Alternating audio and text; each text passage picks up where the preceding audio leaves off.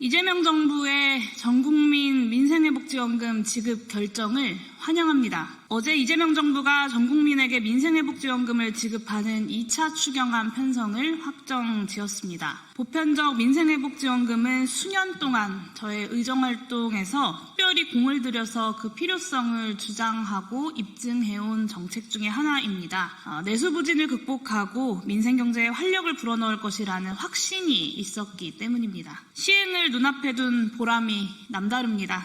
국민의 위대함을 다시금 깨닫습니다. 이번 민생회복지원금은 취약계층을 더 두텁게 지원하면서도 전국민 보편 지급을 관철했다는 점에서 그 의미가 큽니다. 한계 소비 성향이 높은 저소득 취약계층에게 충분한 액수의 추가 지원은 재정 지출의 승수 효과와 사회적 정당성을 동시에 제고합니다. 그러면서도 15만 원을 지급받는 소득 상위 10%를 제외하면 전체 국민이 기본적으로 25만 원을 지급받습니다. 전국민 보편 지급은 누구도 소외시키지 않는다는 점에서 공동체적 통합력을 높일 것입니다. 이번 국민주권정부의 민생회복지원금 설계는 민생정책, 그리고 경제정책, 사회통합정책이 골고루 안배된 것으로 평가되어야 합니다. 또한 윤석열 정부와 국민의힘의 긴축 일변도 재정정책과 결별한다라고 하는 새 정부의 결단이 있었기에 이 절묘한 정책 배합이 가능했다는 점도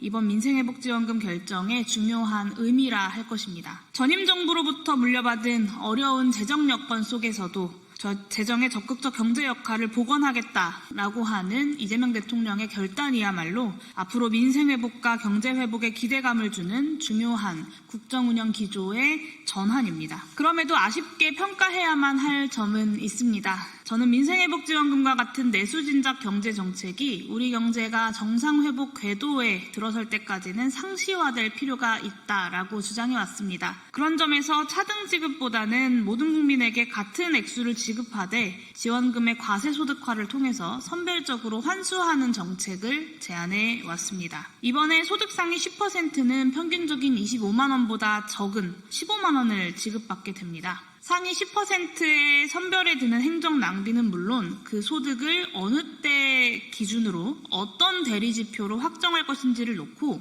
여전히 형평성 문제가 잠복해 있습니다. 지원금의 과세소득화는 지원금을 지급받는 바로 그 해의 소득을 기준으로 소득이 클수록 차등적으로 더 많이 환수될 수 있으므로 행정적 효율성을 제고하고 형평성 시비를 불식시킵니다. 이런 장점에 더해서 재정의 적극적 경제 역할을 위한 바람직한 조세정책의 작은 원형으로서도 의미가 있다고 할 수 있겠습니다. 민생회복지원금은 결코 일회성 정책이 아닙니다. 앞으로 민생회복지원금을 내수진작 경제정책으로서 수시로 또 적극적으로 활용하기 위해서는 결국 과세소득화가 가장 우수한 방식이다라는 점을 정부 여당에 다시금 호소합니다. 중장기적인 정책 추진을 위해서라도 이 점을 진지하게 검토해 주실 것을 정부 여당에 요청합니다. 민생회복지원금이 이름 그대로 민생을 회복하고 경제를 살리는 마중물 역할을 다할 수 있기를 진심으로 기원합니다.